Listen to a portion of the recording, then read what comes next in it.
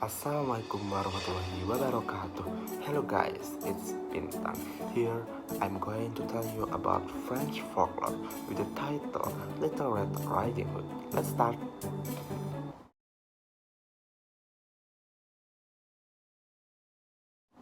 Once upon a time there was a little girl who lived in the village near the forest.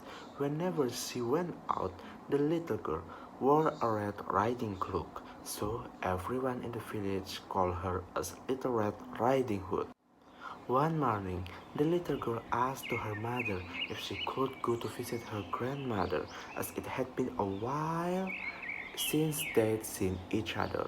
Hmm, that's a good idea, her mother said. So they packed a nice basket for Little Red Riding Hood to take to her grandmother. When the basket was ready, the little girl put on her red cloak and kissed her mother goodbye. Remember, go straight to your grandma's house, her mother cautioned. Don't dawdle along the way, and please don't speak to the strangers. The woods are dangerous. Don't worry, mommy. I'll be careful. But when the little Red Riding Hood noticed some lovely flowers in the woods, she forgot about her promise to her mother. She picked a few, she watched the butterflies flit about for a while, she listened to the frogs croaking, and she picked a few more. Little Red Riding Hood was enjoying so much the warmth of summer day that she didn't notice a dark shadow approaching out of the forest behind her. Suddenly, the wolf appeared beside her.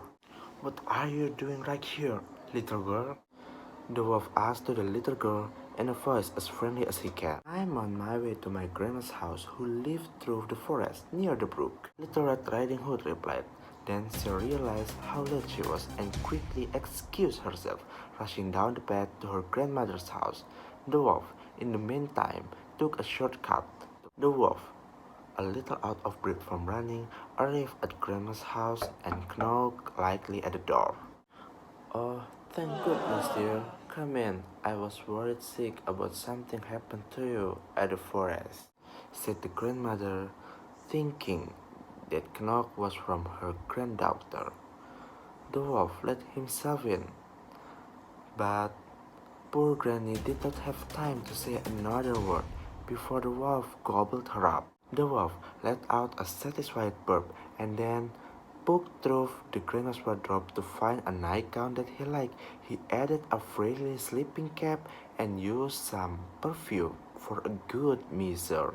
A few minutes later, Little Red Riding Hood arrived and knocked on the door. Knock, knock. The wolf jumped into the bed and pulled the cover over his nose. Who is it? Said the wolf in a cackly voice. It's me, Little Red Riding Hood. The wolf asked the Little Red Riding Hood to enter the house. When the Little Red Riding Hood entered the little cottage, she could scarcely recognize her grandmother. Grandmother, your voice sounds so odd. Is something the matter? The wolf just answered, if he get a cold. But grandmother, what big eyes you have!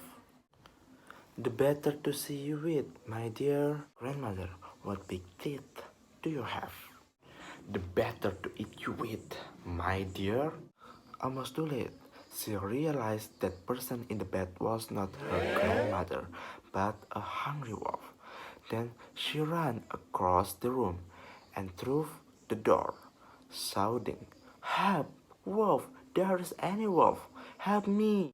A woodsman who was chopping log nearby heard her cry and ran toward the cottage as fast as he can. He grabbed the wolf and made him spit out the poor grandma. Fortunately, the grandma was still in one piece. Oh, grandma, I was so scared.